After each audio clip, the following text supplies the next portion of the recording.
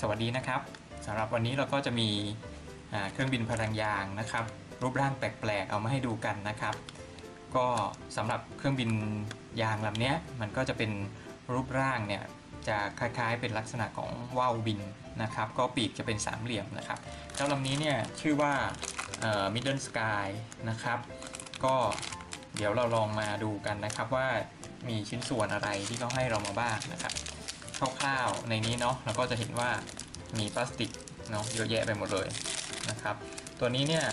ก็จะเป็นกลุ่มที่เราเรียกว่าเป็นพาราเพลนก็คือเป็นกลุ่มที่คล้ายๆเครื่องบินนั่นแหละนะครับแต่มักจะเป็นพวกว่าวบินหรือบางครั้งก็จะมีตัวไม่ออกบางครั้งก็เป็นพาราไกเดอร์ก็จะมีหลายรูปทรงตัวนี้เนี่ยก็จะเป็นลักษณะที่เป็นปีกสามเหลี่ยมนะครับลักษณะเป็นกลุ่มที่เป็นพาราไกเดอร์นะครับเขาให้อะไรเรามาบ้างนะครับเขาให้อะไรเรามาบ้างก็มาดูรายละเอียดกันทีละชิ้นเนาะอันแรกเนี่ยก็เห็นตรงนี้เลยนะครับอันนี้ก็คือโครงว่าวนะครับโครงว่าวนี่นะครับเป็นลักษณะเป็นโครงว่าวแบบนี้เนาะ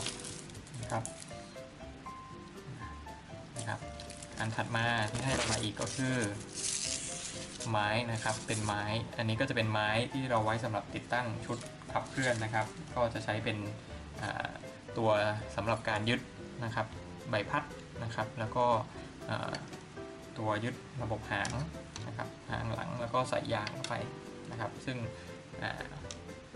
ชิ้นหางก็จะเป็นชิ้นนี้นะครับคร่าวๆนี่ก็จะเป็นชุดกำเนิดกำลังนะครับของชุดนี้นะครับแต่ความแปลกของชุดคิดชุดนี้ก็คือว่าปีกที่เป็นลักษณะเป็นกระดาษเนี่ยนะครับเขาจะต้องใช้ไม้โครงนะครับเป็นลักษณะเป็นไม้โครงว่าวนะครับอันนี้นะครับโดยตั้งลงบนเป็นตัวปีกนะครับแล้วก็เอามาประกอบเป็นลำนะครับก็ลักษณะเนี้ยถ้าเราดูจากคู่มือเนี่ยก็จะเห็นว่าวิธีการประกอบเนี่ยเขาจะให้เราใช้โครงนะครับโครงก็คือกลุ่มพลาสติกพวกนี้นะครับพลาสติกพวกนี้ซึ่งเป็นโครงว่าวนะครับแต่ละชิ้นเนาะตัดออกมาแล้วก็ใช้ไม้นะครับซึ่งให้มาเสียบต่อกันเป็นโครงนะครับหลังจากได้โครงว่าวเสร็จหมดแล้วลักษณะอันนี้นะครับหลังจากได้โครงว่าวเสร็จหมดแล้วเนี่ยเขาก็จะใช้เทปนะครับอันนี้ก็จะเป็นเทปกาวนะครับกาวบางๆเนี่ยนะครับเอาโครงว่าวตั้งลงบนตัวพลาสติกตัวว่าวนะครับแล้วก็ติดด้วยเทปกาวนะครับหลังจากนั้นเวลาได้ตัวโครงว่าวที่ติดกับตัวว่าวแล้วนะครับค่อยเอามาติดกับตัวลำอีกทีหนึ่งนะครับเพราะฉะนั้นก็เป็นเครื่องบินยางอันหนึ่งซึ่งมันแปลกนะครับมันแปลกแล้วก็